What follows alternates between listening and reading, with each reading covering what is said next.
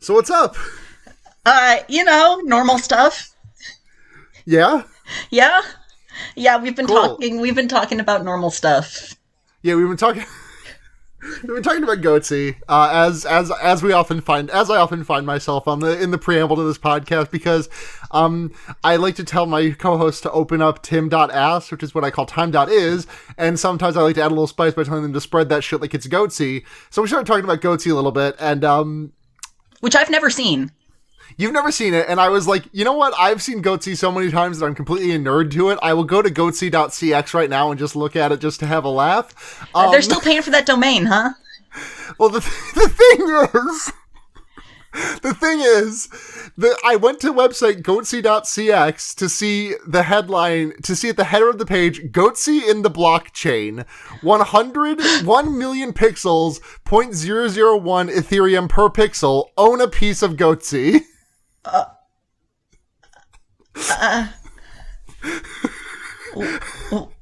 Well, How do you feel? that's... Boy, I don't know what to do with that. Yeah, I really don't, which is why I felt like I had to start the podcast about it. Like, Yeah, I'm Just glad like- you saved that for on the air. That was important. yeah, this was a very necessary necessary discussion to say for on the air of this podcast. God, just I don't know. Like people have been like fucking like trying to monetize memes that they weren't a part of for as long as the internet's been around. Like that's, I mean, because it's so hard to stamp like ownership of a meme. Like, and also no one wants to step up and be the guy like, yeah, I was Goatsy. I was the guy who had a wedding ring and I just spread my ass like Yeah. a fucking, I spread my ass like a fucking spatchcooked turkey. Ugh. Spatchcocked, whatever. That's one of those words I've only ever heard like written down and not said out loud, so I couldn't tell ya. Right. But like just monetizing a meme like Goatsy and doing it on the blockchain it's a hell of a bit, if nothing else. Like, obviously, I do not want to promote. Obviously, I'm anti-blockchain, anti-NFT, all that stuff. If you followed my Twitter for 5 minutes, you would know this. But it's a hell of a bit. That is a hell of a bit. I can't even look at it because I need to be on like a Web3 browser. Like, I can't even see Goatsy. Okay, so I don't know what this is beyond the scope of this podcast, obviously, but I don't know what Web3 is. I've heard it. I don't know. I don't before. think anybody knows what Web3 is. Okay, great. God, you can't even look at pictures of Goatsy on Google anymore. What does this world come to? Oh man. Devastating. Yeah, what a tragic life we live. What a tragic life we lead. I can see a lot of mock-ups of the imagery. Like I can see Minecraft Goatsy. I can see like I can see Goatsy coin. Now I is can that see a goat- that's separate from the Goatsy blockchain website? This might be similar. Okay, yes. Yeah, this seems to be, yeah. Goatsy Coin is a brand new Bitcoin alternative cryptocurrency that is currently in development by goatsy.cx and will be launched shortly, which is from an article back in 2017. So Goatsy Coin has definitely lived and then died. That's fantastic. I love bit crypto. I love cryptocurrencies being done as a bit and then and then dying. Claims to be a bit, dies anyway. Oh, you're a bit? Hold this coin. Just kidding. You don't have any coin because you fucking flopped. Your coin. This coin has entered its flop era. Hold this coin since you want to act like a bit. I'm selling all of my shares in Goatsy coin. I'm all in on Doge. Goatsy is flopping. Oh boy. Oh, floppy Goatsy. It's funny how this is so much more interesting than Gnome Hut. God, can we just talk about Goatsy for an hour and a half? Yeah, Gnome Hut canceled. Yeah, Gnome Hut canceled in its flop era. Goatsy outsold. Yeah, out Gnome Hut in Goatsy. God. I should edit that movie poster to just say Goatsy. Will you please? Yes. Thank you so much. Let's get into this. Let's do this fucking episode. Let's do it.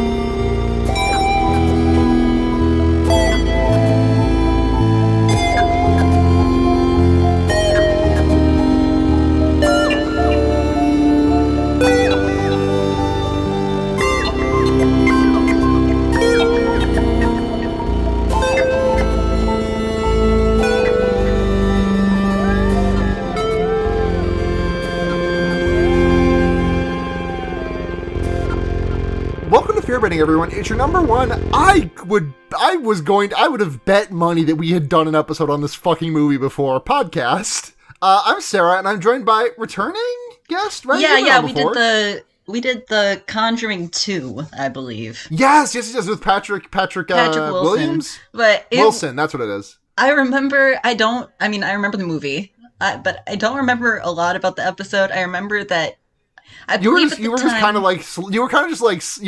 slobbering about Patrick Wilson. Even with those awful sideburns. No, I remember behind the scenes that Smile had taken ill at the time, and I had just lost my job. So I felt like, so I'm happy to be here and try and bring some a different energy than last time, but to a movie that I hate like way more. So I think it'll maybe even out. Yeah, like Patrick Wilson's not even in this one, and we just get fucking knock off Daniel Radcliffe, and it's upsetting. It really is. We keep calling it Gnome Hut. The actual name of the movie is Come True, the 2020 movie. And for anyone who missed out, the poster just looks like it says Gnome Hut, the way that it's laid out. The choice is the style, like the stylized type. Like it was the same thing as like when Tom, what's his name, the kid, not Hiddleston, not Holland. Holland, yes, thank you. I was stuck between Hiddleston and Felton, neither of which are right. Tom Holland, the Tom Holland movie that came out like a year or two ago, Cherry, I think, had a similar issue where the typeface was like fucking illegible. Oh yeah, yeah. Okay, this one was like a misprint, I think, where just like I said Chirk or something. But but this one it's Gnome Hut. The poster says Gnome Hut. It does. And Gnome Hut, aka Come True, is a 2020 movie directed by Anthony Scott Burns, who jail, prison, jail. Yeah, like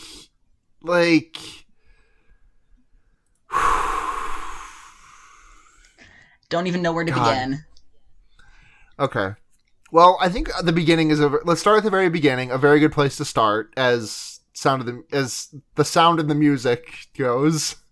Yeah. We get our title cards, and I I like this stupid little joke I wrote, which is more like IFC, because it's one of the production companies was God fucking. This movie was distributed by IFC Midnight, and the very first line of my notes is more like IFC Midnight, because this movie isn't very good. Good one. The title like fades in like a fucking like as scan lines on a monitor show up, and like it like gradually like widens and like Come True comes into focus. And I like this title sequence a lot, honestly. But like the thing about this movie is that I'm going to spend this entire podcast complimenting how it looks, because I really do think this movie looks really good. But nothing else about it is good. Like Anthony Scott Burns, you should be working as a cinematographer on other people's movies. You should not be directing the movies. You should not be writing the movies. And you should be kept away from teenagers. Yes. Oh my God.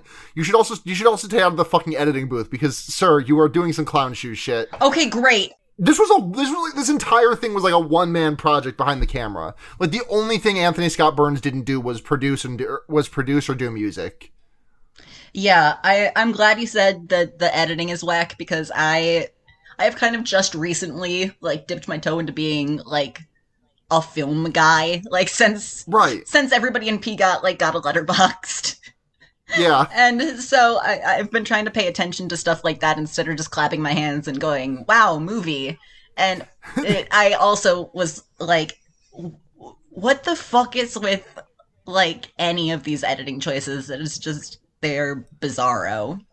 Yeah, it's just so like there's so much that you have to like it especially comes into full focus really at the end of the movie because it's like so many things at the end of the movie are like with better editing this would be probably like easier to follow and better also cuz god the end of this fucking movie I can't wait. we I can't can't okay we wait. cannot jump to the end of this fucking movie because we have No, to talk we got to about start at the beginning. My yeah first note. we Um, sorry, you go.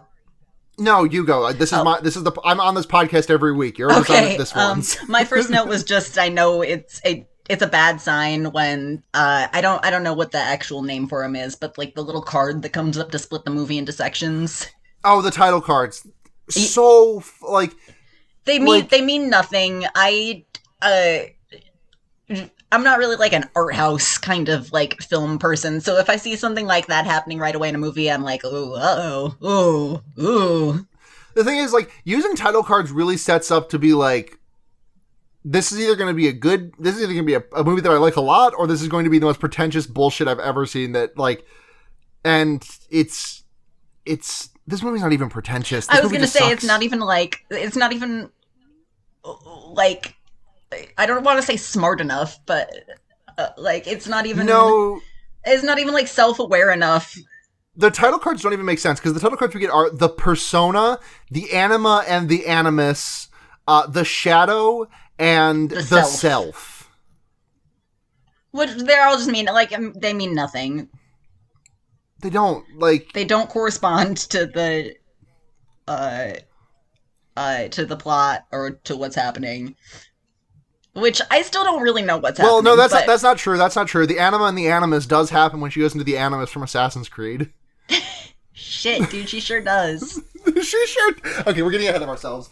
Like, so this entire movie is like there are these dream sequences that are interspersed throughout the movie, which always look exactly the same, which is like really frustrating to me.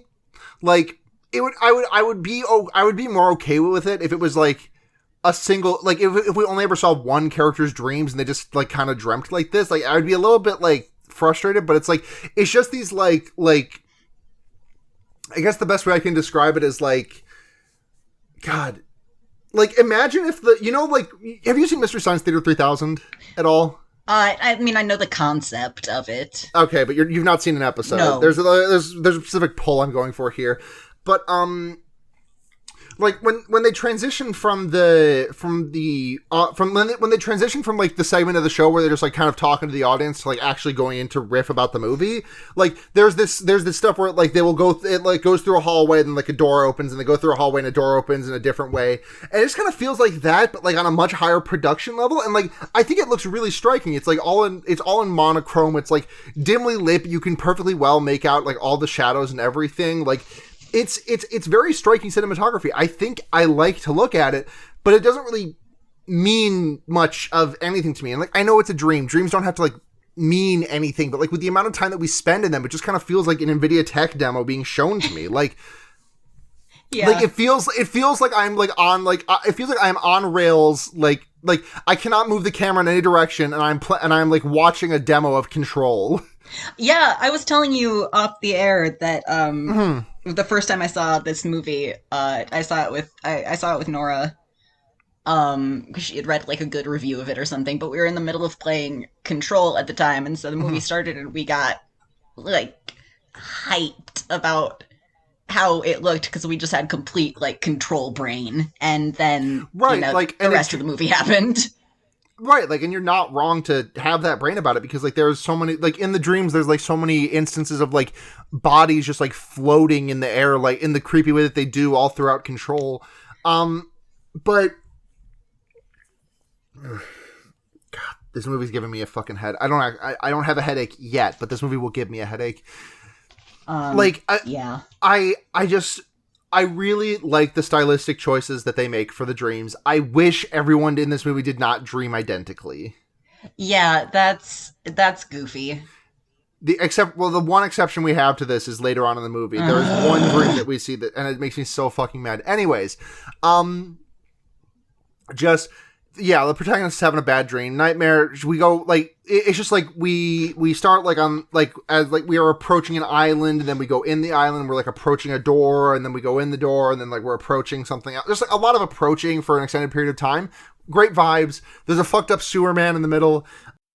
We approach him, and then our protagonist Sara wakes up on the slide the playground slide that she fell asleep on. And at this point, I was like, oh yeah, I forgot she doesn't like have a house to live in. And then she leaves the park, and we get our title cards, which the first one is The Persona. Sarah, I would like to stop right even before the movie fully begins. And how old do you think when this script was first written, like before anyone else took a peek at it, how old do you think the main character was?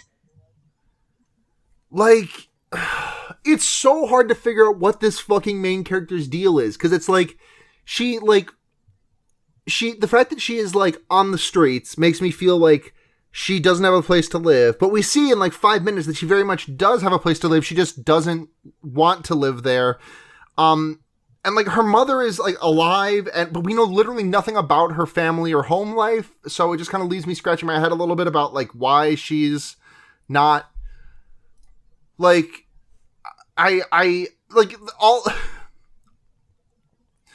the Wikipedia summary just says it all. Sarah Dunn is a young woman with a troubled relationship with her mother, whom she avoids for unknown reasons. Essentially homeless, she steals food from her mother's house and sleeps in a hammock outdoors or at her friends' homes.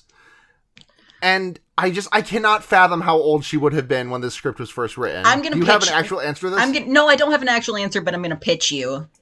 Okay, hit me. I'm going to pitch you what I do believe happened. Okay, I'm listening. Is that this one dude... Anthony Scott Burns. Anthony Scott Burns, ASB. Enemy of my life.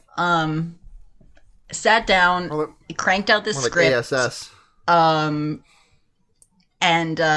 this character was 14 years old, and stayed that way all through the whole process until about 2 weeks before the movie premiered, and then somebody with two brain cells to rub together got their hands on it and said, hey man, you just need to stick one line in there about her being 18.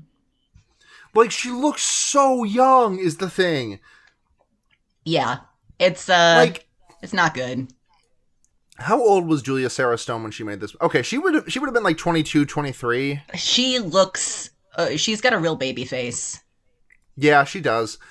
Like, and the way, I don't know, like, just like, given her age, we can assume that she's a senior in high school, but like the way that, I don't know, everyone around her is like acting like a middle schooler, I feel like. Yeah, exactly. That's the other reason that I have for this theory, like, is you're casting some aspersions, but like when I think about like how she fits into the rest of the movie as an 18-year-old, I'm like, that it would make a lot more sense if I don't know. I cannot make heads or tails of her age here. She is existing in a very strange, like, God, and I'm sorry, I'm jumping all over the place. Like, I guess I am too, because I can't figure out. I'm trying to figure out what I'm most mad about.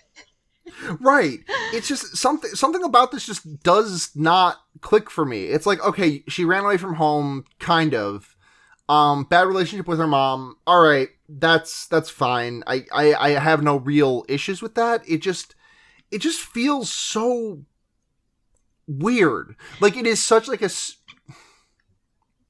I don't know. I just feel like the fact that it is like completely not addressed is so strange. Like, it feels, I don't know. I think there's another world where like she was on the other end of like when she was like older, like she was like a I don't know, like a 20 something who like didn't have who like couldn't find work and just like, you know, couldn't live with her family anymore. For the fact that God, I don't know.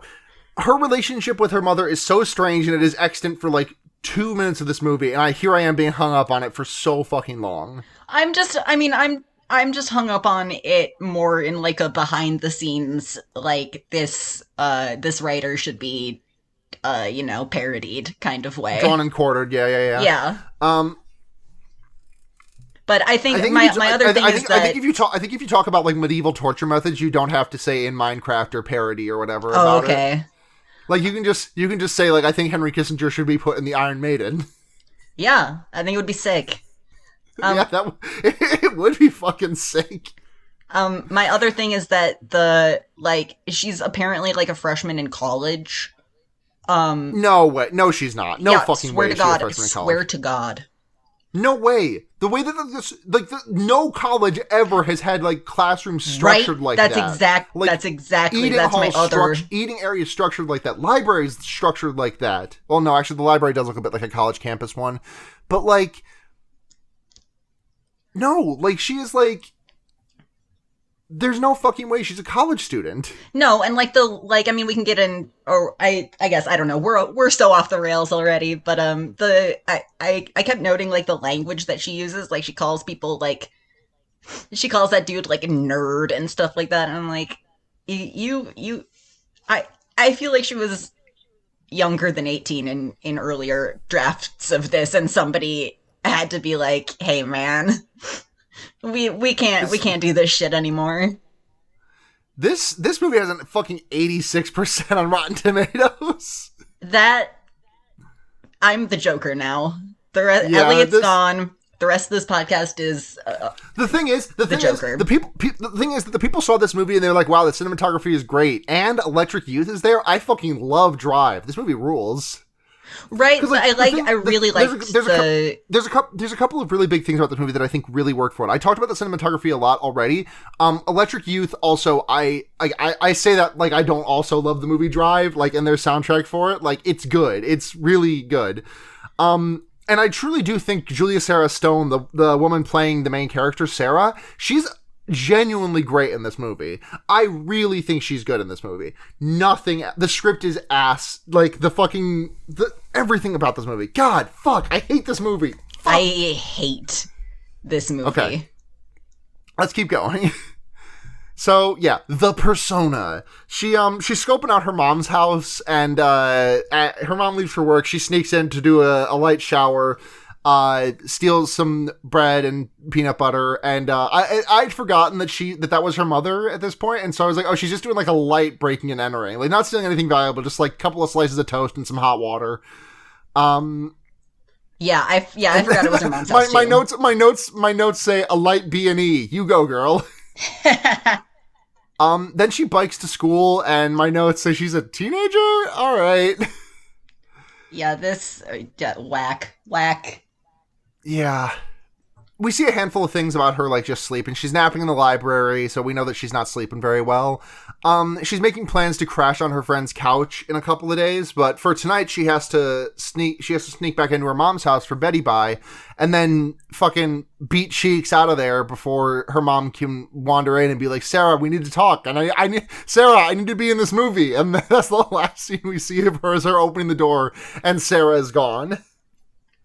That's such a bizarre. It was like you said, and I said this to Nord the first time I watched the movie too. Is about like it would make so much more sense for her to just be like a 20-something who's like out of work and doesn't have a place to stay. There's just something about her being a teenager that the director and writer liked. Yeah.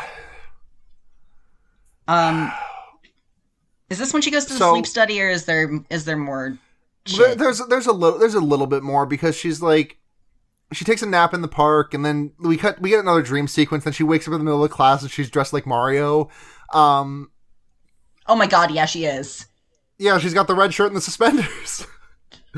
And all the girls in class are being mean and laughing at her, and it's like, again, further evidence there's no fucking way this is in college, because like if someone fell asleep in class in college, it's like, fuck, dude, yeah, I fucking it's like, get yeah, it. Dude, me too. Yeah, I could not comment on someone else falling asleep in the middle of a class, because I would be the bitch falling asleep in the middle of a class. Oh yeah. Like fucking, I just had such a hard time staying awake through my lectures. I would like do every trick in the book, like biting my tongue, like drinking caffeine, like bouncing my leg, like I would like bite my fingers. Like everything I could try, nothing fucking worked. You weren't medicated in college either, were you? I was medicated for I was medicated for depression after my first year. But I didn't get ADHD meds till I was like 20. Oh yeah, I know. So. I was actually like medicated at a very young age. Believe it or not. Oh, okay. I'm unmedicated now though, which is really fucking me up, and I need to fix that to peel back the curtain a little bit too far. I've been procrastinating on seeing a psychiatrist because I'm fucking lazy. Well, because being mentally ill makes you procrastinate on shit like that. You got a point. Damn, he's spitting facts. Yeah, that's all Love I do. him or hate him, he's spitting facts. So yeah, she's at the coffee shop and she sees a flyer for a sleep study, and she goes to the sleep study.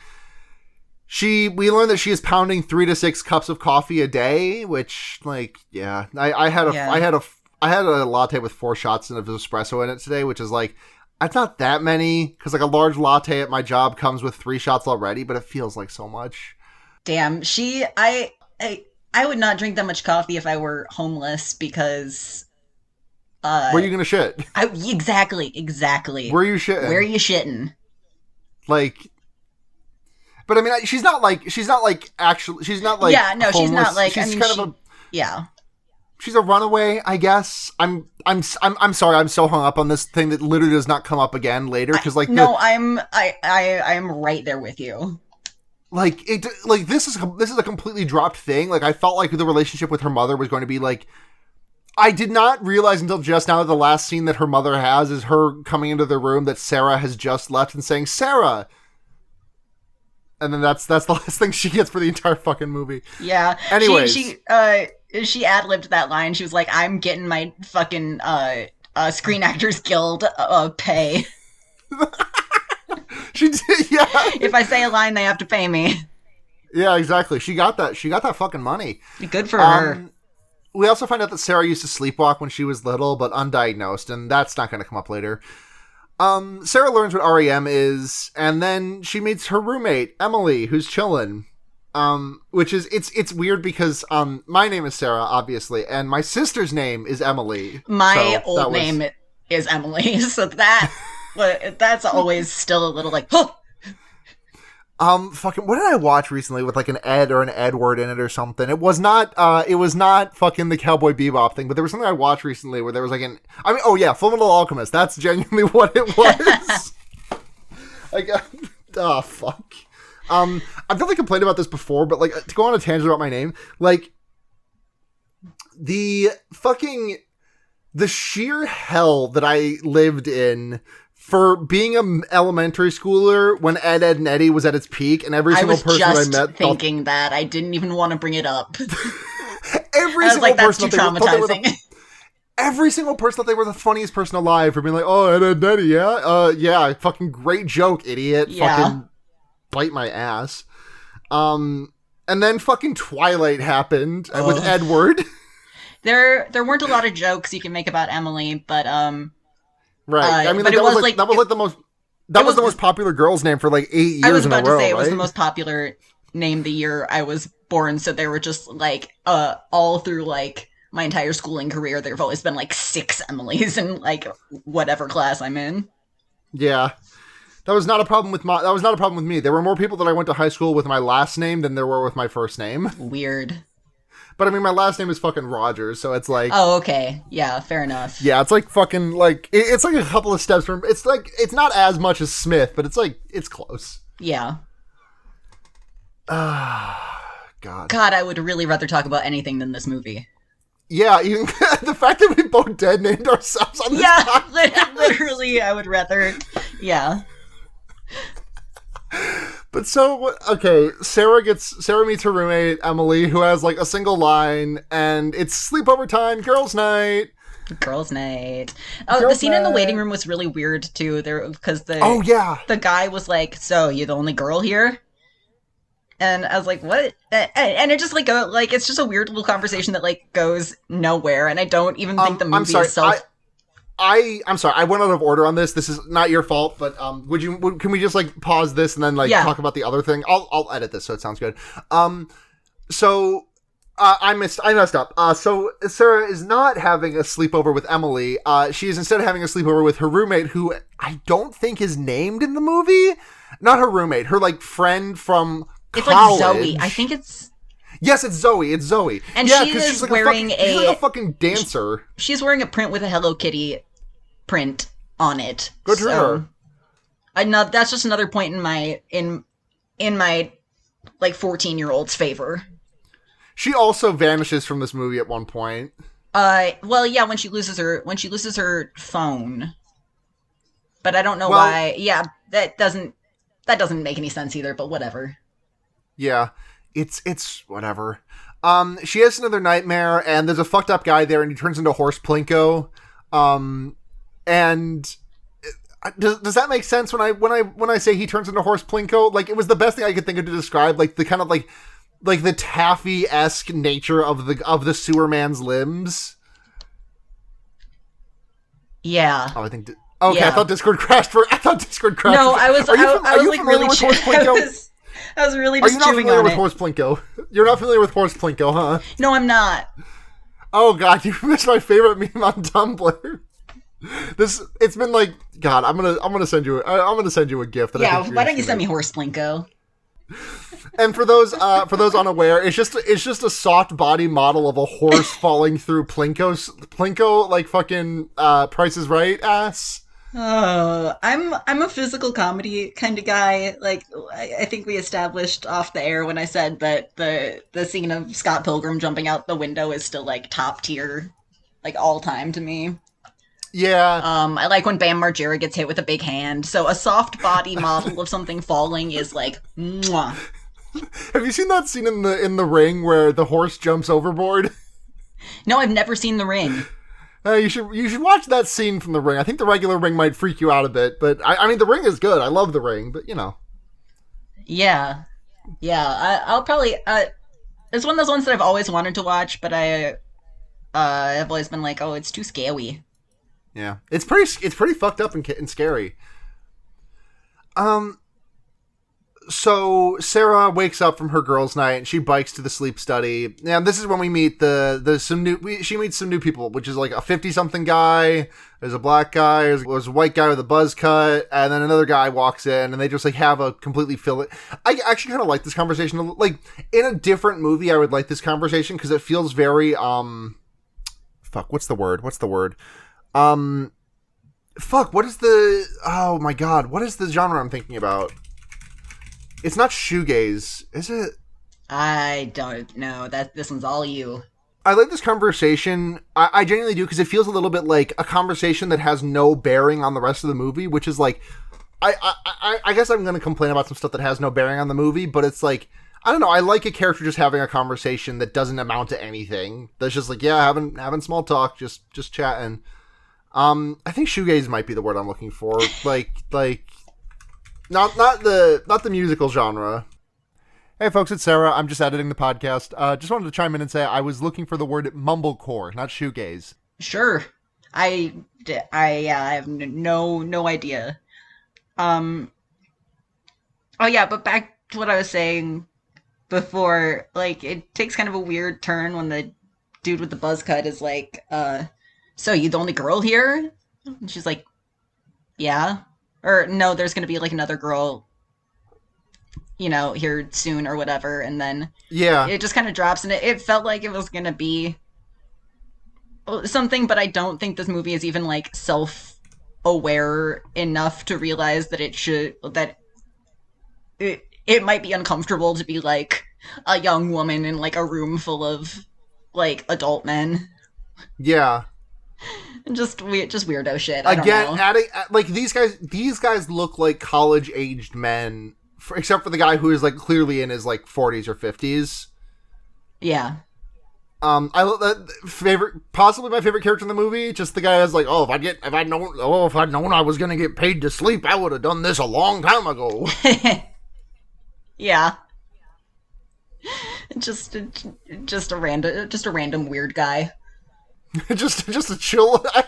More movies should have like 40-somethings who work in your office, who work in a cubicle. Yes. Oh my god. Yes. Yeah, I agree. just to like just to say some like dumb inane shit every once in a while and then leave. Yeah. We meet the assistant with the worst bangs I've ever seen. Oh my god, she looks like... Who does she look like? She looks like, Fuck. God, she looks so familiar to me. Yeah, she looks... It's a little bit Aubrey Plaza. I was gonna say she looks kind of like... a little bit like the gal from Weeds. Oh my god, the first name that came to mind was, Alanis Morissette. Yeah, for sure. I used to know this woman's name because she was, Mary Louise Parker. Mary Louise Parker. I just watched Red and Red 2 recently, so I saw her. And you loved it. Red 1 is good. How about Red 2? It's not. It's a movie. It's a movie. Anyway, she's got really... I don't know if it's a wig or if it's her hair, and they just did her bangs like that. They did everybody's hair really bad. Yeah.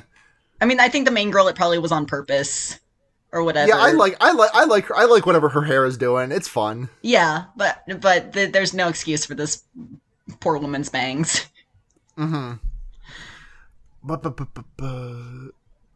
Oh yeah, She puts on her sleeping suit, and like my eyes gravitated to like the chest piece, which has like an embossed like rounded rectangle in the middle, and it just looks like an Among Us visor. That's all I could think of when I saw it. God, for some reason I didn't think that. I don't know what I even thought of it. It was goofy. You probably didn't think of it at all because you did not see. If you don't see the Among there, then you don't see anything. Yeah, that's true. But she does get a helmet put on, and she looks like fucking. She's in the fucking like Professor X dome. Yeah, she's got a fucking Klingon helmet on. Yeah, she's in Cerebro. She's doing Klingon blackface. Ugh. Can I tell you a fun fact about sleep studies? Please. So Nora, who I lived with for a year and a half before I moved back here with my parents, she has narcolepsy. And so she has done several sleep studies throughout the course of her life. And she has... and because she has a severe case of I will say whatever comes into my damn brain, she did ask... at her first sleep study, she asked, like, the nurse or whatever who was helping her, like, so this isn't a problem that I have, but what happens if you, like, well, you know, if you're, like, part of your nightly routine is, like, you have to jack off before you go to bed. And I was like, wait, you asked another human being that? She was like, yeah. And they were like, yeah, so we'll just tell you, so what we do is we turn off all the cameras and shit in the room, and then we say, hey, we're gonna all, like, leave for 20 minutes, and then you just do whatever you need to do to get ready for bed, and we'll, like, flash the lights or whatever when we're about to come back in. So, that's my fun fact. That's really funny. That is really, really funny. Yeah.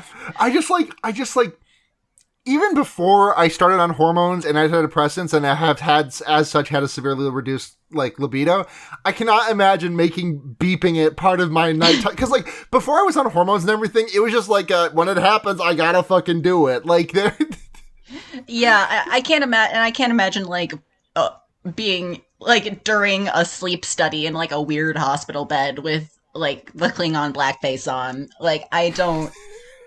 You know, that's just not gonna, like really rev my engine. If you pointed a gun at me and said I had to jerk off before falling asleep at the sleep study, I could probably pull it off. But, yeah, like, I could probably manage. Right, like... I mean, it depends on what they're paying me for the study, but... Right. I don't know. You would not have to pay me much money to crank my hog.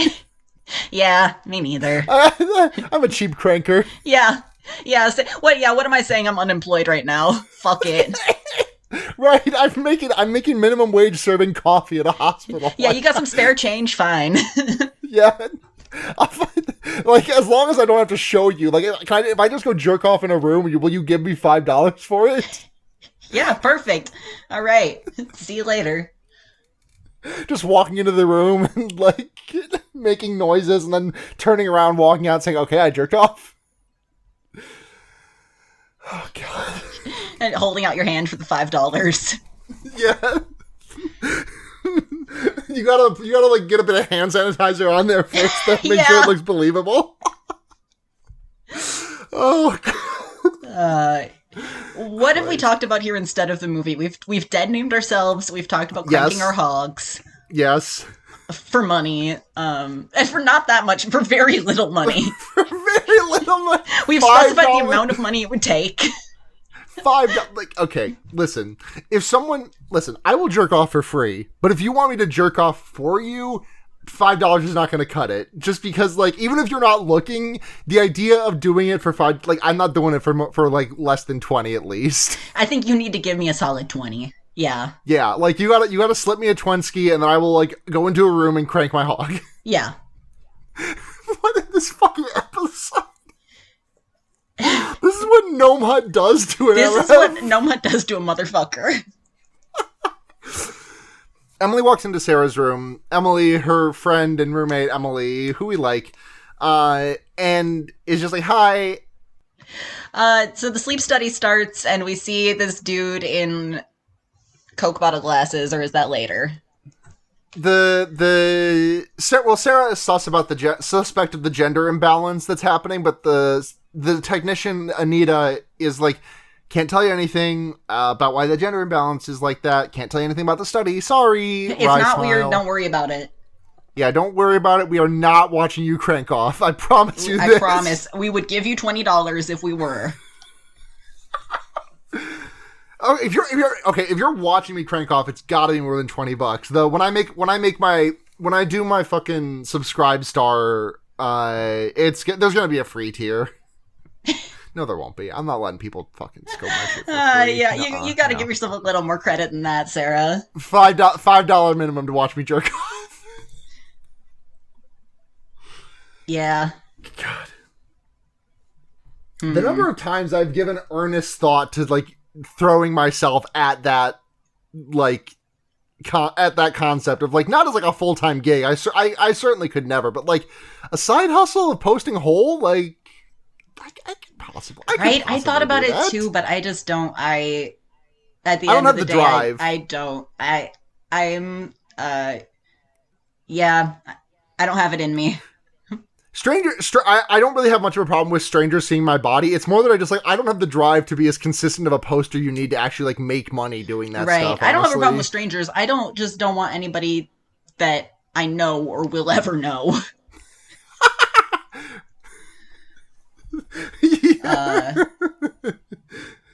No.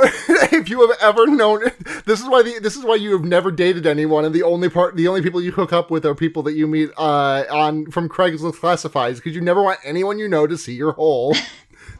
God, we're not going to talk about Noma. We're really just going to like air all our shit out on the air. Right? This laundry is filthy. I fucked the same guy for like on and off for like 7 years, so really it's kind of only been, and now he's moved to Alaska, so.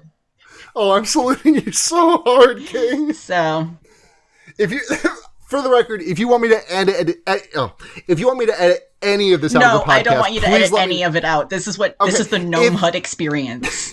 If you change your mind, feel free to let me know. I will gladly edit anything you want out of this podcast, but I'm just gonna fucking let this ride. I appreciate it. Gnome Hut brain. Gnome Hut brain. So two dudes walk in who we don't give a shit about because they're not characters in this movie. They help get everything set up. And one is wearing I was like, oh, trans mask, and it's only because he was wearing like a printed button down. Right, yeah. But they do nothing, and sleep study start. Sleep study start. There's she's in the sink. SYNC. And the doctor with the Coke bottle glasses talks us through the stages of Speepy, and this is Dr. Myers, I think, which I didn't realize till like 2/3 of the way through the movie. Yeah, I never caught any of these guys' names. They refer to Dr. Myers a lot, and this guy is on screen a lot, but they never refer to him as Dr. Myers while he's on the screen, which is like it's not a complaint. It's just something that made it hard for me to like catch that was Dr. Myers they were talking about. Like, oh, that's that guy. Yeah. Sara says that she feels very well rested after her night at the sleep study. Yeah, probably because she's been sleeping on a playground slide. Yeah, she's been sleeping for 3 hours in her bed that her mom makes every night and then goes to sleep on a playground slide for 6 hours. And there's this scene of her like sitting under the bridge just like, I don't even remember what she was doing, but this scene only stuck out to me because there's like a random ass like completely diagonal. Oh no, she's like talking with someone about the sleep study for the night or something.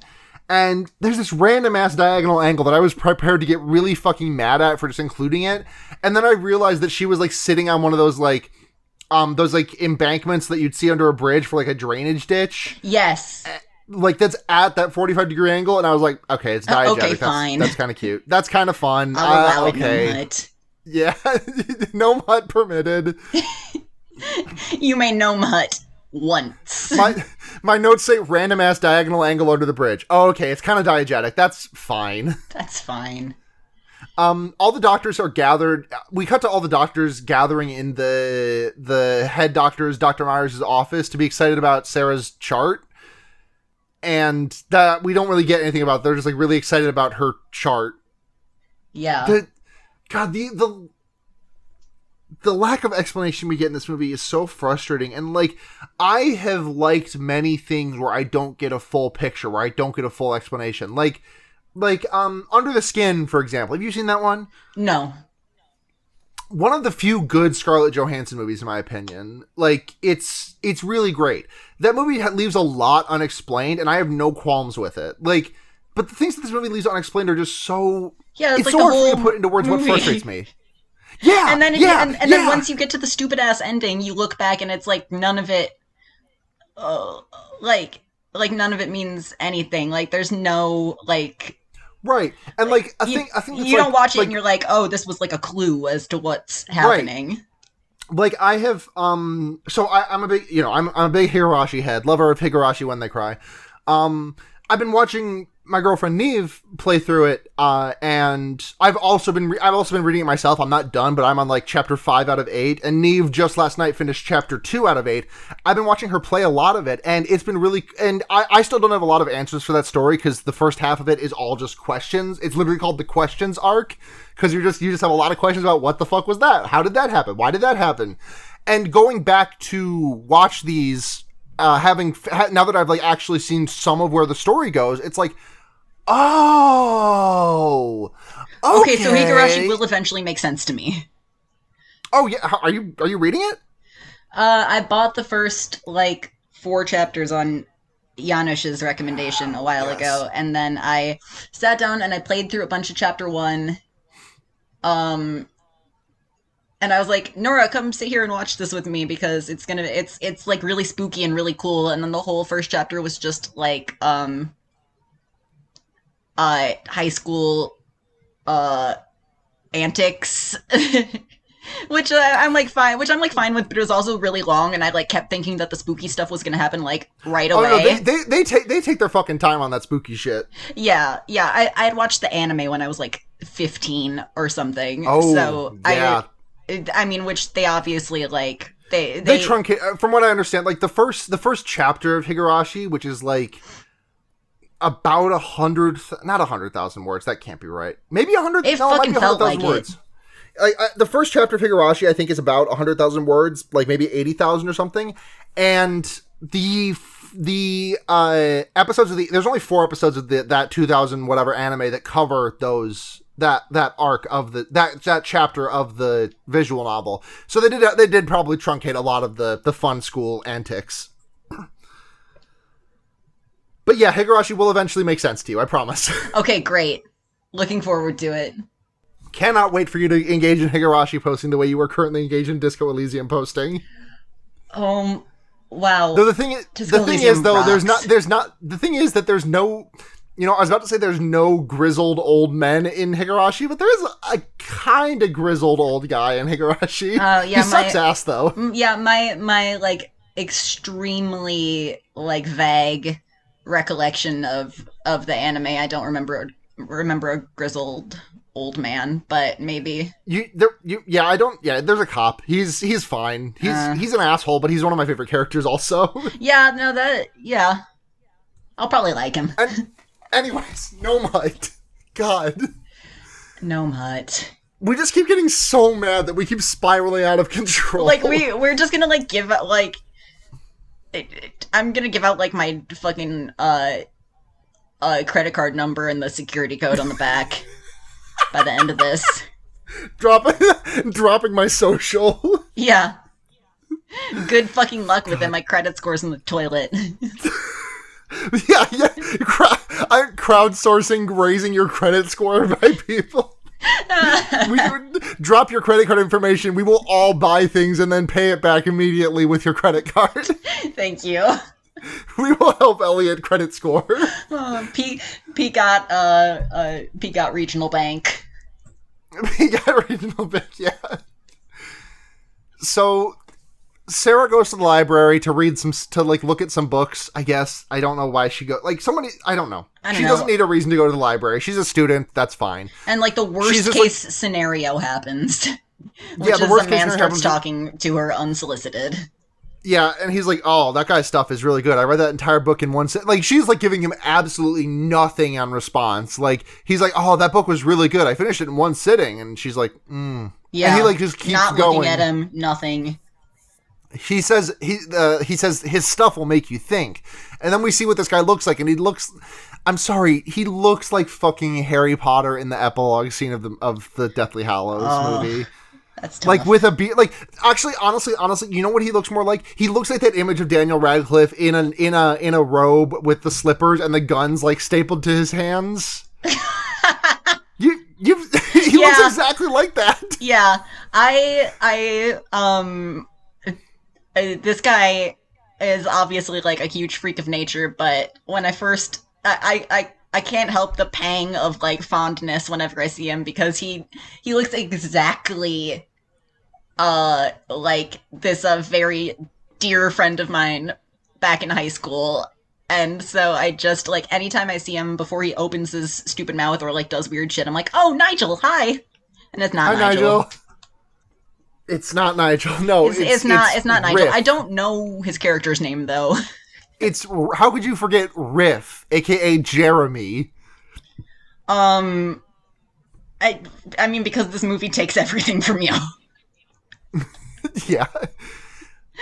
Daniel Radcliffe is like stalking her a little bit because she goes to the movies later with her friend and they walk out and Zoe's like, oh, they should I sleep all the fucking time. They should pay me to sleep. And Sara just says, hey, can we walk the other direction home? I don't want to like I saw that guy in the library earlier. I think he's being a creep. Let's go the other direction. Sara's like, ooh, you like him. Jesus Christ. It's what again for like that is not a thing that okay. I did not have many friends. I did not have the experience of being a cis woman with cis woman friends in college.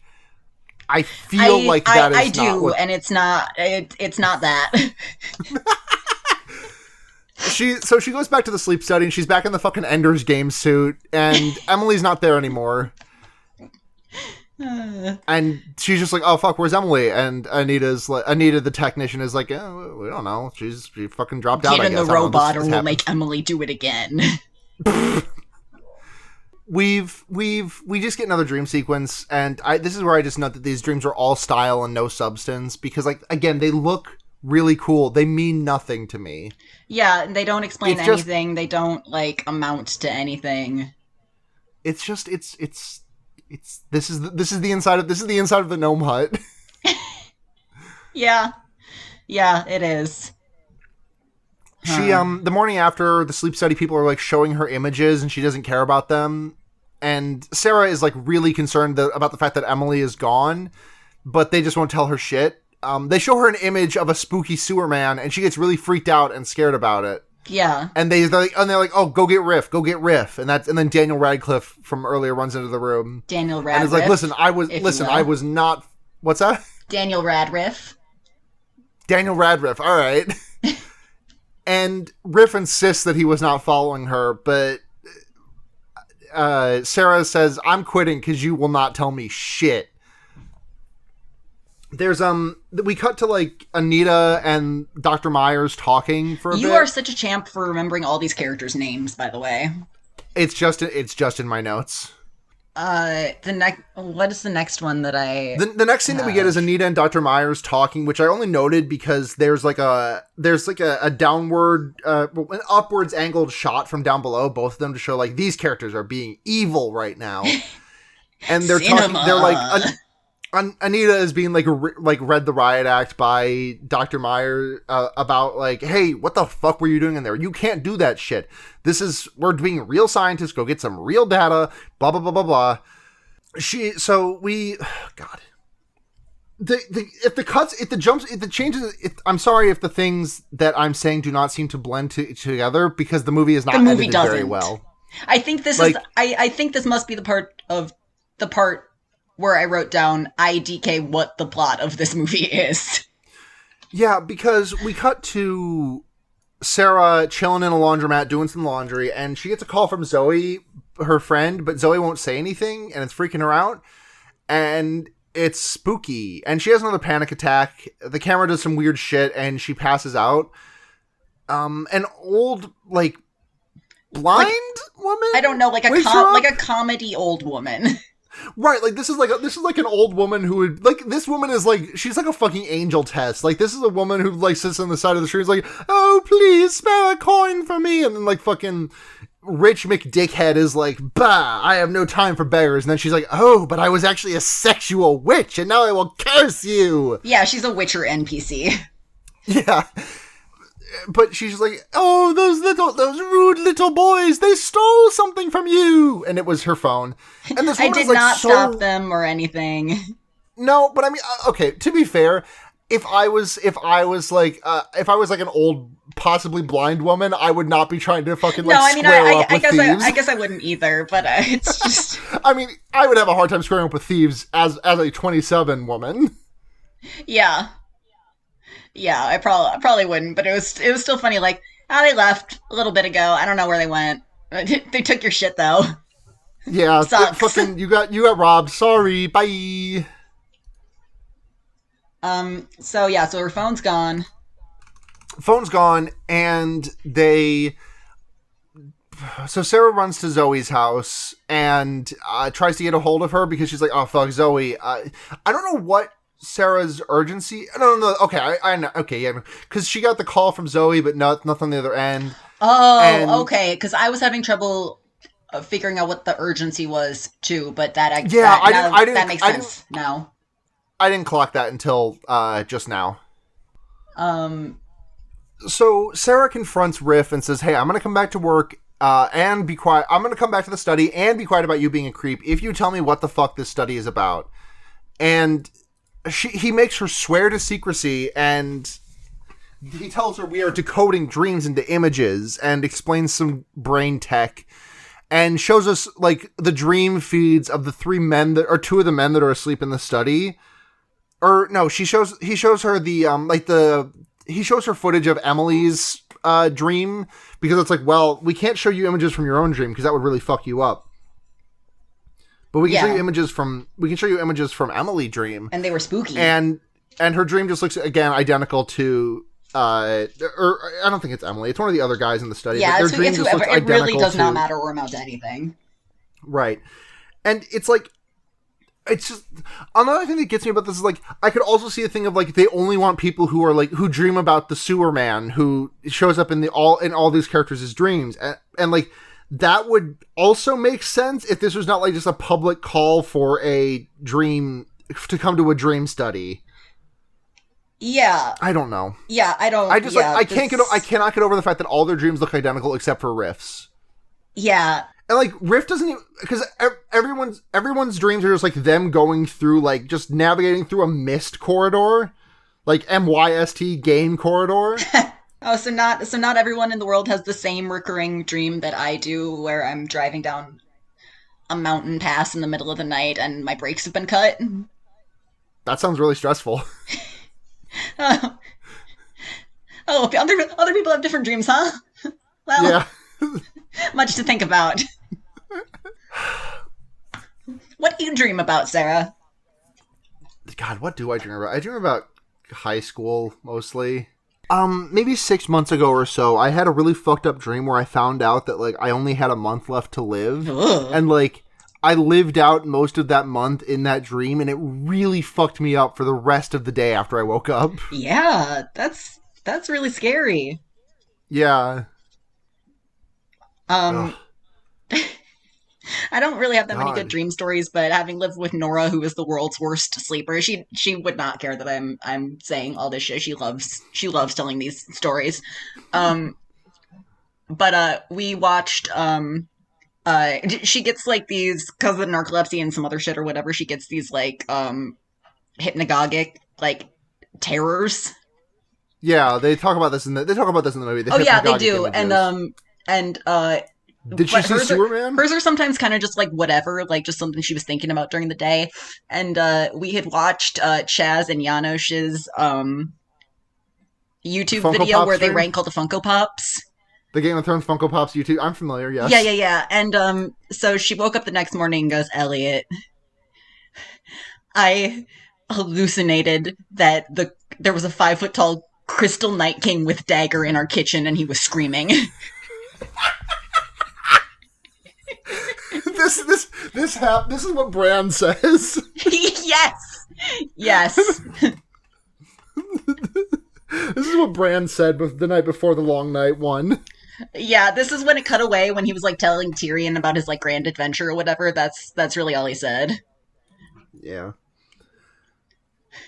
The yeah, we just get this fucking thing that's just like this other guy's dream, and we see like this Jack in the Box that looks like the Silver Pictures logo, and then in the dream That's why you were asking what the silver what yeah. what movie logo had that shape in the chat.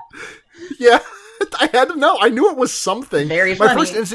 My first instinct was Legendary Pictures, but that's definitely not. It's Silver Pictures.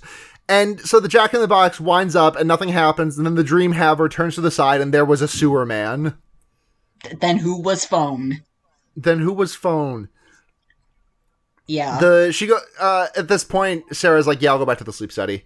We get the next title card of The Shadow, and my next note says, God, this movie sucks, bro. God. And there's the sewer man in there, and they're monitoring the sewer man in the lab. This is all like just the techs. I think they're just monitoring like the two of the men in the study, and Sarah's not involved. Yeah, and then Slenderman is there.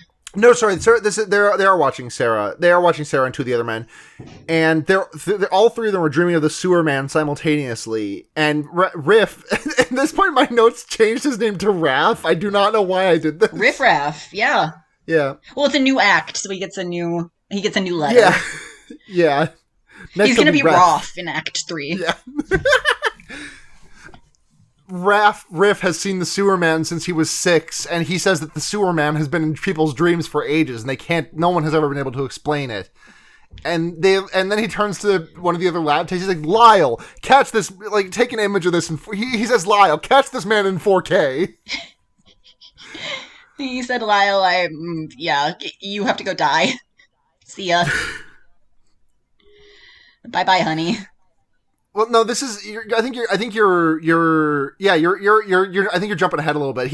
I just made note of this because he literally says like capture this image in 4K, which is just Lyle, make sure this man is caught in 4K. Yeah, I want to see his pores, Lyle. Yeah, but Sarah like has a seizure and she wakes up and she storms out and her eye's bleeding and she's fucking like sprinting. The old scientist man, Dr. Meyer, is watching footage of the sewer man as we get these shots of Sarah running away and of Riff trying to catch her. Oh, yeah. Is this when she runs to the club? Yeah, this is about when she runs to the club, yeah. She, Dr. Myers is like, he's just walking in the hallway to build tension because he's getting close to where the sleep study that's not supposed to be happening is happening. Right. Can I say this movie does not feel like this guy does not feel like foreboding to me at all. I think it might be like, I think it's the weird editing and I think it's like the music choice whenever he's on screen. It's like not very... Yeah, and it's also that it's also that he kind of looks like Harrison Ford, who's just like a very paternal figure to me. Yeah, and like I don't know. Something's off. I like feel nothing when I look at this man. I He don't doesn't really like, wonder about what he's doing. I'm like not worried that he's like scary or a ghost or anything. yeah. He doesn't even have a credit on the Wikipedia, I don't He think. did not want to be associated with this movie. Good for him. No, the characters who are credited on the Wikipedia are Sarah, Jeremy, Old Woman, Aaron, Zoe, Peter, Anita, and Washroom Girl. Well, Wow, what can you do? all right. So Sarah is looking around. She runs into a club looking for Zoe, and God. So, sorry to fucking CinemaSins this. I know I'm CinemaSinsing Please this do. in a movie that is rife with other flaws, but so there's this huge-ass line coming out the door of this club, and Sarah, like, runs up to the bouncer, like, hey, is Zoe working tonight? And, like, I think the bouncer knows her, like, maybe not, like, friends, but, like, passing acquaintance, because she's like, well, can I go in and, like, see if I can talk to her? And the guy's like, yeah, go on, get in there. And then a minute or two later, Riff is inside the building. I had the same CinemaSins complaint. Thank you. I was like, sorry, you're telling me he stood out in that line? He either stood in that line or completely skipped it, and the bouncer did not bounce him at all. Or he was like, hey, I was chasing that scared teenager. Can I go in? And he was like, sure, man. See if I care. Yeah. They don't pay me enough for this shit. God. So at this time, a bunch of freaky stuff is happening back at the sleep study. Dr. Meyer, like, walks into the room and is like, hey guys, what's going on in here? Everything normal? Yeah. And everything is not normal. Slime Man is there. Yeah, they say it's happening, and they're trying to get a hold of Riff, who is looking for Sarah, who is looking for Zoe in this club. Riff finds Sarah passed out in the bathroom, having yarched her guts out. And Sarah is, passed the fuck out in the bathroom. And Riff walks out of the club with her in hand. Bridal style. The bouncer does nothing. Right.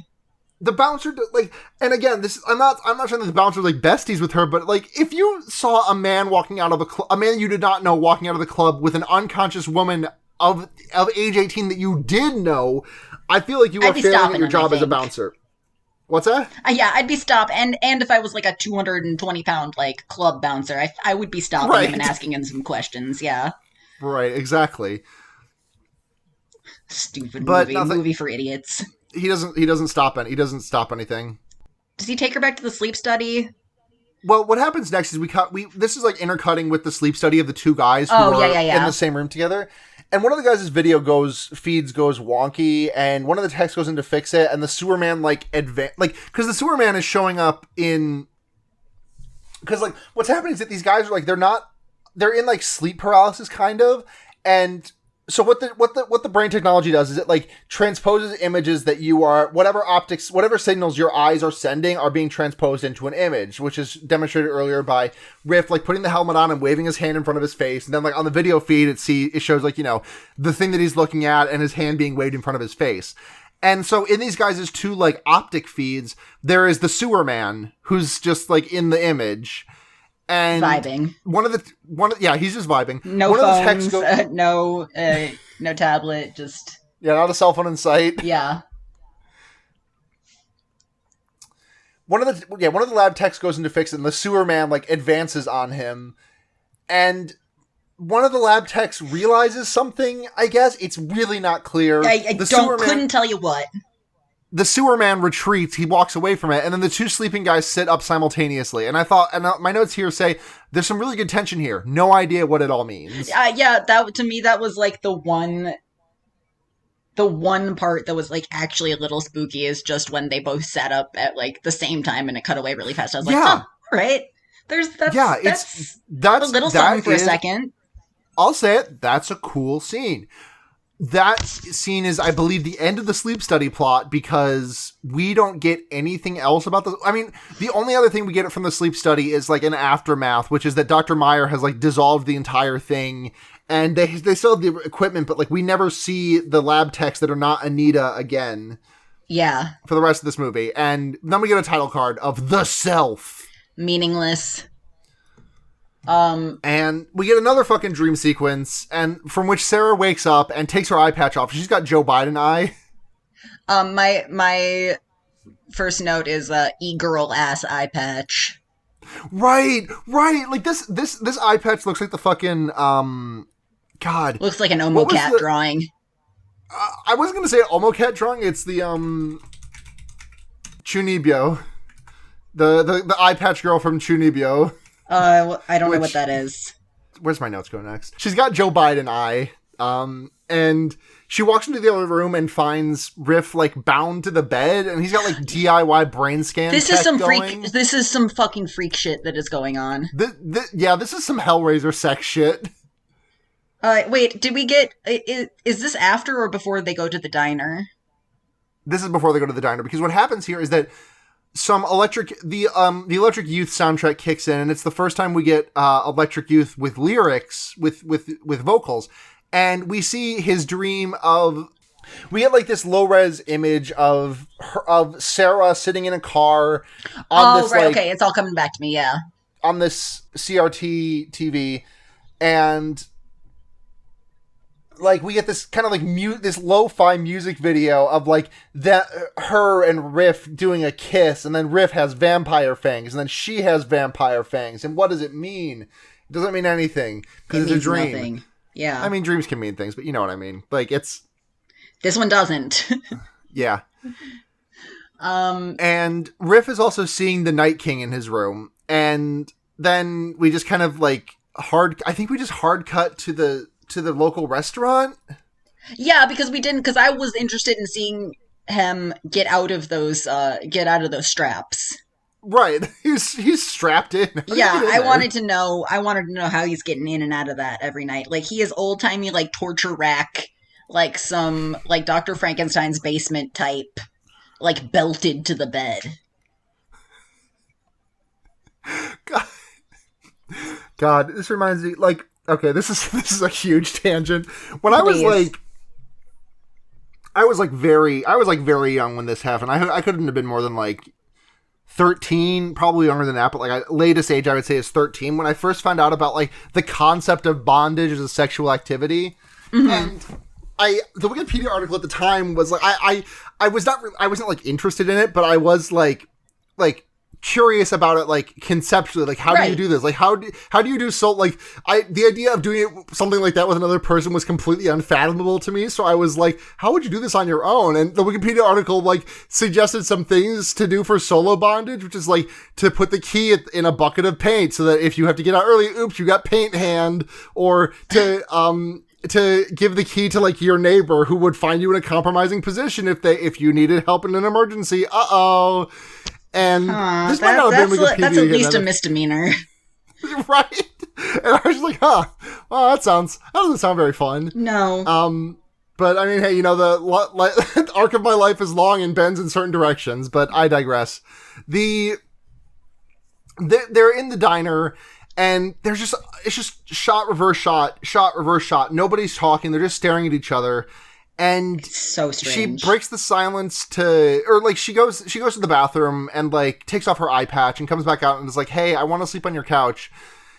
And they're driving back to his place, and my favorite line in the movie comes up. Well, hold on, because we have to find out where Riff's name comes from, which is that he's Riff Raff from Rocky Horror Picture Show. And she's like, oh, you're Igor's servant. And he says, you know, you're really smart for your age. That's so fucked up.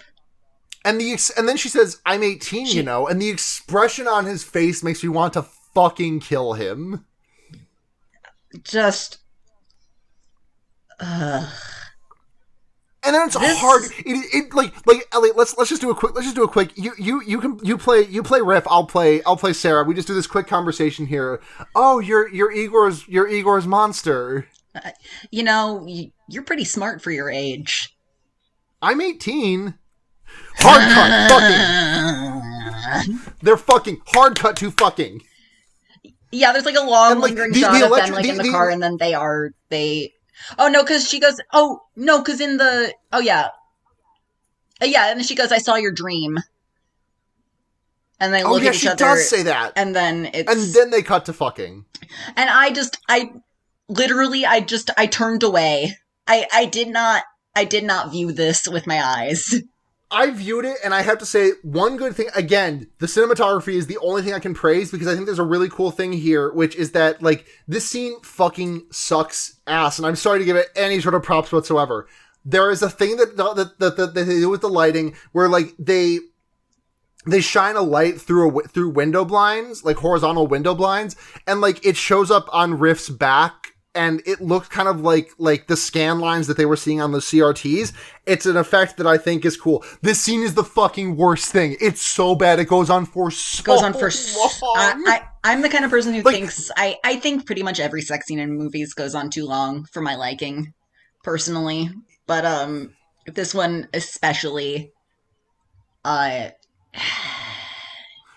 like, the thing is that, like, I am not inherently opposed to a movie in which an older character is fucking creep to a younger character, because, like, that is often done in a way that is like, this person's a fucking piece of shit. Like, pointing to Scott Pilgrim again. Scott Pilgrim is never painted as any... I mean, okay, Brian Lee O'Malley has gone on record saying he wished he made Scott out to be more of a piece of shit, but, like, in the movie, I feel like they are, like, really beating you over the head with the fact that he is dating a 17-year-old, a high schooler. Yeah, that's what the fucking movie opens with.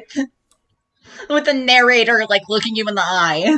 Yeah, that's how the comic opens, too, but, like, I feel it's a bit more blunt in the movie, but I digress. This scene fucking sucks. I hated Riff already, but, like, this scene is just, like, there's so much, like, I don't know, the way the Electric Youth music, like, swells, it, like, feels like it's supposed to be, like, romantic in a way that makes me really fucking grossed out. Yeah, it's nasty. There's... Like... It's just, I don't like this movie. No, I don't like this movie. But in the background of this sex scene, we see the sewer men, and Sara passes out mid-fuck. And they didn't pay her the requisite $20. They didn't! God. It's pay at the door. How did you get in? That bouncer's not doing his fucking job. No, this bouncer fucking sucks ass at his job. He's not doing anything. So, God. Okay, so Sara passes out, and Riff takes her to a hospital, and he's, like, freaking out, and, like, I think we're again supposed to be on his side with this, like, genuine distress that he is showing, which is, like, I am distressed for the character of Sara. I want you, Riff, to die. Yeah, I was hoping that security guard was gonna, like, end his life. Right, just fucking, like, CQC his ass. Exactly. The fucking, the security guard, like, killing him and then doing the revolver also, like, running away and, like, pointing at the camera. Getting away on one of those, like, flying scooters. Yeah. God, this movie would be so much better if Revolver Ocelot was here. I think I can say this about most movies that I've seen. I could say it about, yeah, pretty much. Like, I'm struggling to think of a movie that would not be better with Revolver Ocelot being there. No, I just thought about Promare with Revolver Ocelot, and... It's better. I'm so mad that we watched Gnome Hut. Instead of watching Promare with Revolver Ocelot? Yeah. He's in there now. He's in there now. God, where did we leave? Okay, we left off. They were fucking. We left off in the hospital. Oh, the hospital, Riff right. is like, we're freaking out Revolver because Ocelot. Yeah, Revolver Ocelot is there. He's a security guard, and Riff is freaking out because Sara is not in her room because she sleepwalked. But it's okay because Riff finds her on the security cameras. I'm just rushing through the end of this movie. I'm skipping like a dream sequence where the Night King is there, and he looks kind of like Groot, and then he explodes. Yeah, Crystal Night King with dagger is there. He's 5 feet tall. He's screaming. Yeah, I should be clear that this sewer man that I've been referring to is just like it's just like a guy, a bald guy who is like black, like as in like the color of black. Yeah. He's just there. He's like Slender Man. He's like he's like naked Slender Man. He's like the Night King. He's like a sewer man. Yeah, Sara, like, sleepwalked. She's in a parking garage, and she's walking around, and Riff finds her and is like, hey, it's me, Jeremy. And she's, like, still sleepwalking, and she's won't like, wake who the up. fuck are you? Your name is Roth. Your name is Eli Roth. So, Riff calls up Anita, and she's like, what the fuck is your problem? We're fucking sunk, dude. And Riff's like, I fucked up. I'm sorry. I'm sorry. I'm sorry. I fucked I'm a sorry. teenager. I'm trying to remove it. God, he did say that. Yeah. And so Anita like packs up her office where there's like a Terminator 2 Judgment Day poster on full display there, which just made me really mad. Okay. I was trying to identify that poster. I couldn't. Yeah, no, that's Terminator 2. Okay, cool. Good fucking movie. Mystery solved. I don't know if I want to bust out the rule of like, don't make me think of a better movie. Like, because the thing is, when I say don't make me think of a better movie while I'm watching your movie, is normally like there isn't like a stated reference to it, or like someone is watching the movie on TV or something. Like, but like, even just having the poster is like, I wish I had been watching Terminator 2 Judgment Day instead of this movie. Yeah. Yeah. So Anita drags a bunch of science shit out to wherever Riff is, and they attach it all to Sarah's head while she's walking, and they just like trail behind her and just walk with her, and Riff is just like again to call back to the Daniel Radcliffe with guns image. You've seen this image, yes? Oh yeah. Yeah, Daniel. He's literally wearing like a long flannel coat and like boxer shorts, and he just looks like Daniel Radcliffe with guns, especially in like the dim lighting of the rest of this movie. And after begging for the assistant gal's help, he immediately like shoves all the equipment into her hands and is like, "You monitor all this. I'm gonna walk slightly in front of her and make sure that like she doesn't step trip on over a rock. anything or whatever." Yeah, I'm gonna like put my jacket over a puddle for her. Yeah. Is there anything, or do they just go into the spooky field? Like, they go into the spooky field because there's like they go into the spooky field and there's a ringing cell phone in the field, but there's fucked up guys in the video feed of Sarah's vision, and there's a phone ringing in the field, and Riff answers it, and the video feed goes dead as Sarah wakes up and starts screaming, and Sarah's really freaked out, but it's fine. They start heading back. Phone? The phone was Sarah, apparently. That was Sarah's phone. Yeah. And I guess my question at this point is, who were the boys that stole her phone and who was the weird old woman? But I don't know why I'm asking these questions. Because we're about to have a bunch more questions in the next 5 minutes or so. So, okay. Okay. Yeah. So we need to get to the end of this movie. Because we do. This is the big climax happens here because they start heading back and they're like, oh, it's Sarah's phone. Who stole her? And I ask all my questions, and then they realize that nobody's clocks are working. Like they look at Sarah's phone and it's like the screen's glitched out, and Riff's like analog watch is also not working somehow. I didn't see how it was broken, but like it wasn't working, I guess was the implication. Like, it looked like it was telling time fine to me, but it's really hard to make an analog watch look like visibly broken without like putting a big fucking scratch on, or like a big fucking crack in the glass. But I digress. They look around each other and they see a bunch of fucked up guys in the trees. The sewer men, the Night Kings, they're all here to get them all. And they start chasing them. And Anita and Riff and Sarah are running, and Anita and Riff get got. And like Sarah winds up face to face with the Night King, and then it's a hard cut to her waking up covered in blood over Riff's corpse. And she gouged his eyes out while she was sleepwalking. And good, first of all. She walks into the bathroom, booty, bare, butt, ass, Norman Reedus, booty, butt, ass, hand slap, butt, ass, nude, naked, ass, naked. Did you have that post pulled up?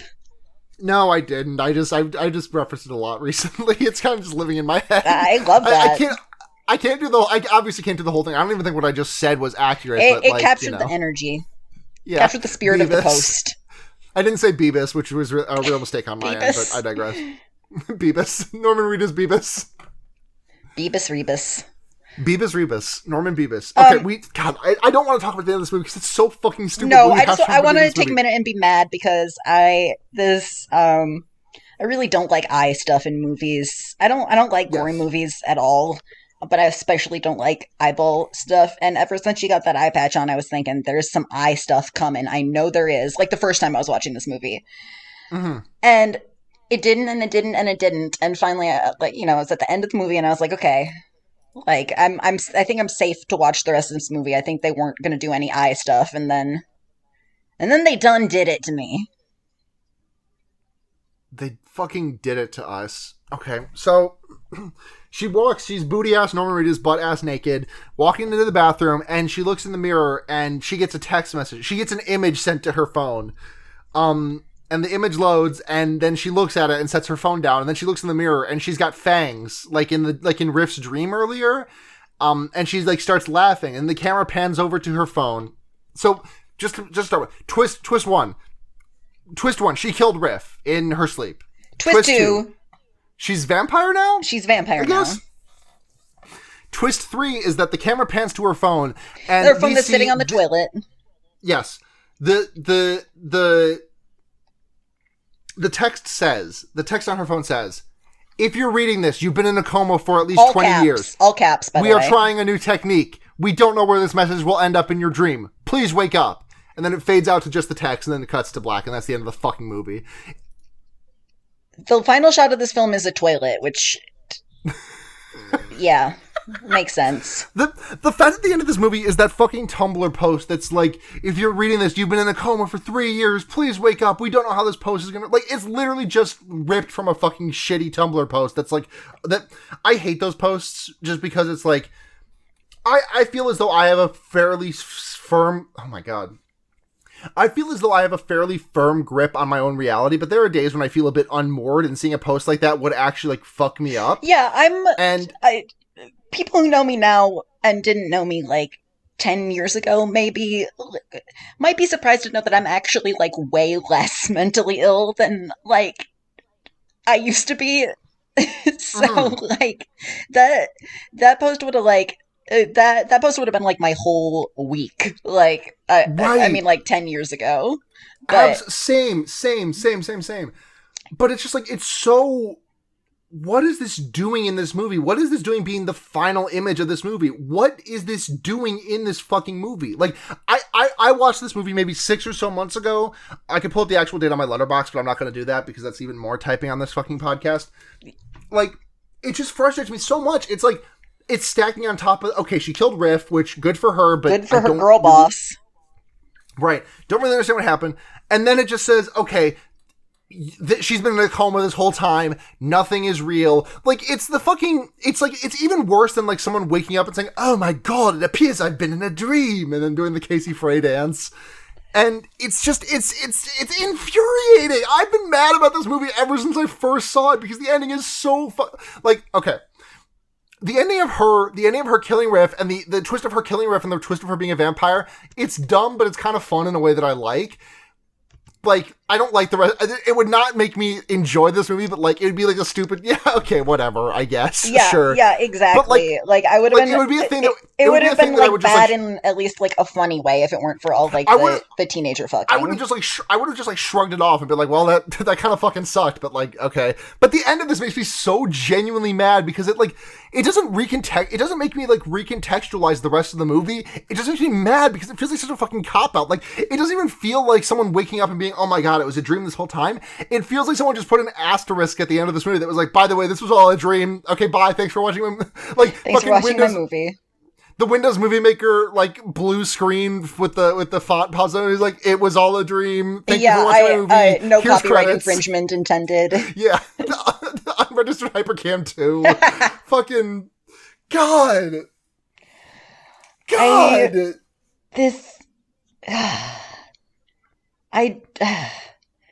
Just...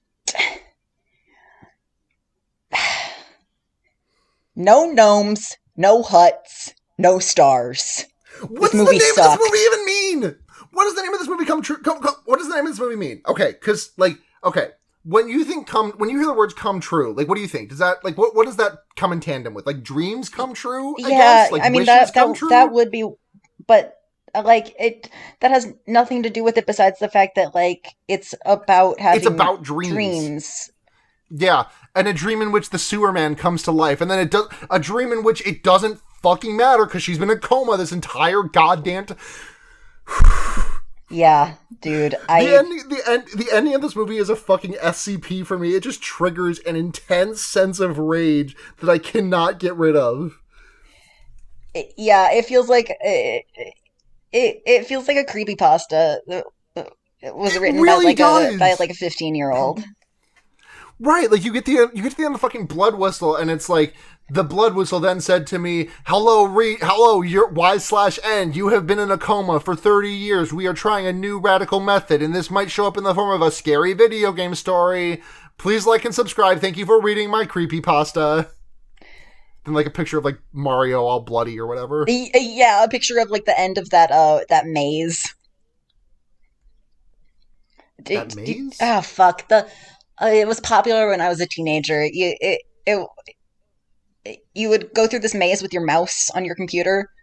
Oh, and yes. the walls got smaller and smaller, and a scary face would pop out at you. I think it was just it was just from The Exorcist, actually. I remember this. Yep. They all. I remember there was a handful of images of like shock images, not shock, like jump scares like that. Yeah. That just use the image that I know exactly what you're talking about. Yeah. God. Okay. I truly like have to lock the end of this movie in like a fucking iron safe and hide it from the other rest of my mind because I'm just gonna spend the rest of this fucking weekend mad about this movie. Yeah, I mean, luckily, I feel like I've already forgotten like most of it. I got so mad at the ending, I forgot about the part where the male love interest fucks a high schooler. Yeah, I try to keep that forgotten. It keeps coming back though. And the thing is, it's like I don't understand. Like, okay, I don't want to I obviously do not want to ignore the age part here, but to just set aside the age part for a brief moment to look at this relationship as though, right. Imagine this relationship between like a 21-year-old and a 25-year-old. Like, Sure. why does she go for him? Yeah, there's no. Like, I mean, I'm sorry. Like, the only reason I can think of is the reason that she like fucking states out loud, which is, I need somewhere to sleep and I have nowhere to go. I need somewhere to sleep. I saw your dream. We shared we shared a Big Mac in silence at the local diner. Yeah. Like, I just like she outright hates him. She thinks he's a fucking stalker and a creep. And then she realizes, oh, he's got the same brain problems as me, and it's. I guess the point there is that young girls are like easily manipulated. Like, I guess that's true. Young people in general are just easily manipulated. I guess that's how their relationship. Yeah, God, but that's not that. The movie is fucking not. Suck my dick, Gnome Hut. Yeah, I don't think the movie is like trying to make that point. Honestly. No, it's not. It's not because like the riff is like. God, fuck! I can't talk about this movie anymore. I'm sorry, I can't fucking talk about this movie anymore. Okay, let's not.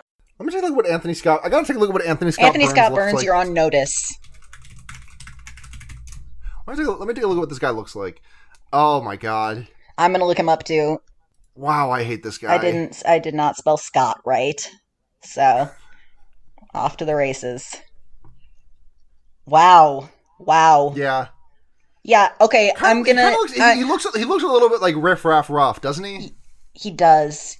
I hate this guy. I hate this guy so fucking much. Wow. I hate him. I have malice in my heart for this man. Yeah. Should we do questions? We have to rate Gnome Hut on a scale of 0. God, fucking. On a scale of 0 to 5 anime girl eye patches, how many anime girl eye patches are you gonna give this movie? I said it earlier. I'll say it again. No gnomes, no huts, no stars. No stars. Honestly, I'll give it a half a star for cinematography and nothing else. I gave it a half star on my Letterboxd. You can't give a 0 star on Letterboxd is the thing. Oh, that's right. Oh, yeah. It didn't even occur to me to try. I don't. Sorry, I always give at least like. You put the effort. You did make a movie. I'm looking at Anthony Scott Burns' Wikipedia. Just reading the sentence. At 18, he moved to Toronto, where he landed a job at a boutique design firm and was later hired by MTV Canada as senior designer. Citation needed. Later on, when Burns started directing commercials and performing VFX on multiple shoots. Citation needed. He's writing his own Wikipedia page. Pretty good. Absolutely. 100%. I hate this man. I hate this man. Questions, though. What's your... Oh, yeah. No, you gave a half star, and I'm also giving a half star. Yeah. You can give 0 stars in this movie if you want. Like, you're well within your rights. I genuinely like the cinematography of this movie. Like, if nothing else, that's it. Yeah. Oh boy, my last two brain cells are rubbing. No, I'm going with a half star because I also liked the cinematography, and I thought You know that what? You know what? Honestly, cinematography half star, cinematography plus Electric Youth is enough to get it a half star. That's it. I'm not going I any agree, higher. and because it reminded me of Control, which is a game that I like. It's a good video game. Um, got a couple questions here. Hieronymus Goat at Curse Goat asks, Jigsaw puts you in a trap that requires you to explain Gnome Hut's ending to someone who hasn't seen the movie. Do you survive? No. We've established through the past hour and 45 minutes, Sarah, that we would do anything, including die, before we to will not explain talk this about Gnome movie. Hut again. We will out ourselves, dead name ourselves, talk about our personal sex lives, talk about exactly how much money we would charge Not to have someone watch us jerk off, but for someone to know that we jerked for off. the knowledge. Yeah. Oh my god. Yeah, no, I would not survive. No, I'm already Nevi, dead. yeah, Nevi Sticks at Nickel Wolf asks, what kind of humanoid mythical creature would you most like to be, and what kind of house would you like to live in? Ooh. Huh. I mean, a Hold on, let taiki me. isn't mythical, but it kind of is if you think about it. Right, like, yeah, Isn't the fact that there are taikis on this earth kind of magical? I was just watching like a BBC Discover Earth or whatever video the other day of some baby tigers, and I was just like, man, this shit, it's, I'm living in a fucking simulation here, man. I'm getting too happy about this. This isn't real. Tigers can't be real. Tigers But I've rock. seen them. Tigers they're so fucking good. They're I'm good. sorry, They're I'm large and getting cute. emotional about tigers on the podcast. Taikis. They're big, they're small, they chuff, they love to swim. They come in all shapes and sizes. It's our year, baby. Well, not technically for another like month and a half, Yeah, because close Chinese enough. We're Chinese rounding New Year doesn't down. happen until Lunar New Year is not until February. But yeah, fucking what would I live at? God, can I live in the tiger hut? Absolutely. And it doesn't have to be a hut either. No, but I want to live in the tiger hut. Rock on. Um, I would like to be. Let's see here. Wait, Um, okay, no, humanoid. Hold on, like mythical humanoid tiger. well, that's just your persona. Yeah, it's a werecat. That's what I am. I live I live in the Shrieking Shack, not Harry Potter. You live with Shrieking Liz and Cece in the Shrieking Yeah, Shack. I do. I live with them there. You're all I have to playing be very Higurashi together, and you're having a great time. I have to be very quiet when they podcast.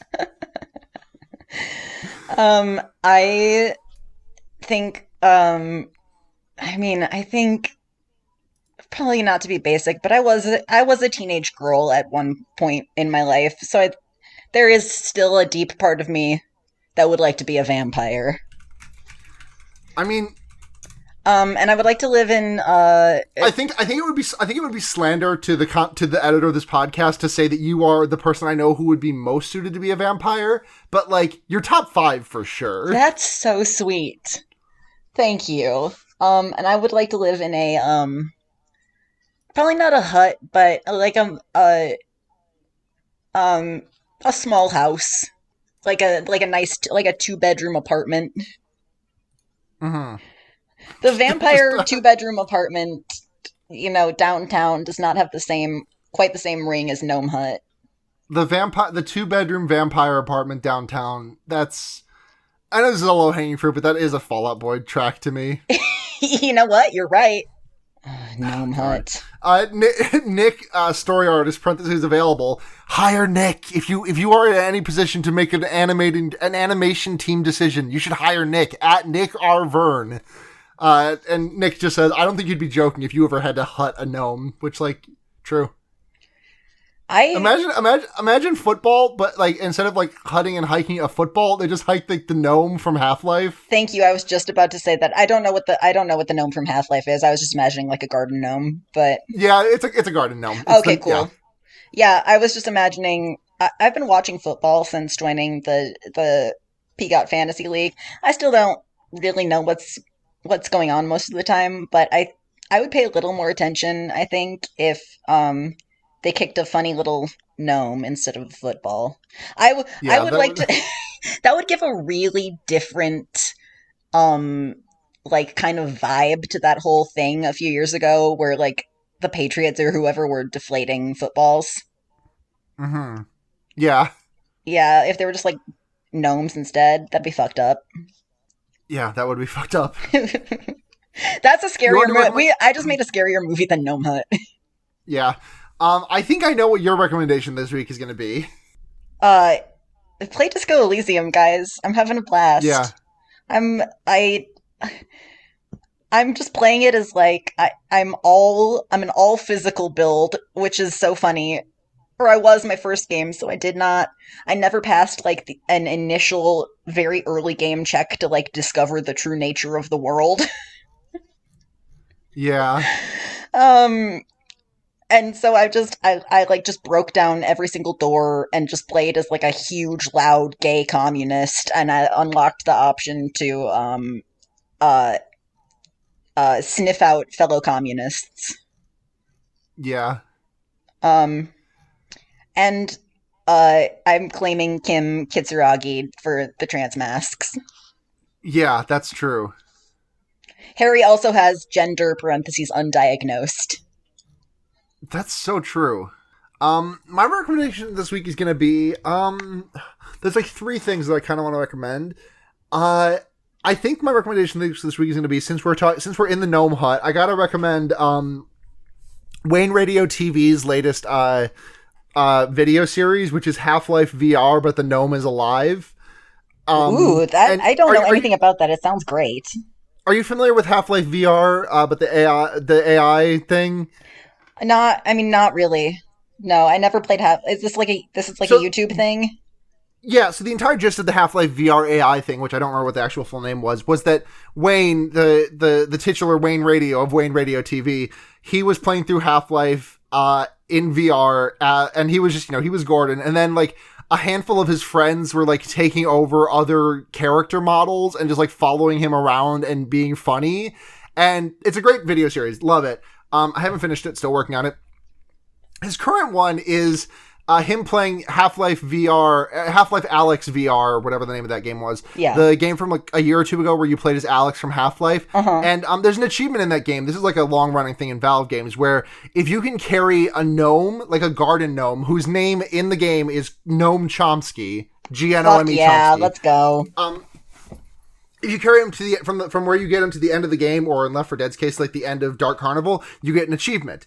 And the twist of Half-Life VR of Half-Life VR Gnome is that the gnome is talking, and I don't know if it's text to speech or someone just doing a really good voice, but the gnome just says some really good it's just very funny to hear Wayne arguing with this gnome, and who's just saying things like "Ha hey," and "I am 4 years old. I am 32 years old." It's very good. It would be funny if he talked like a minion to me.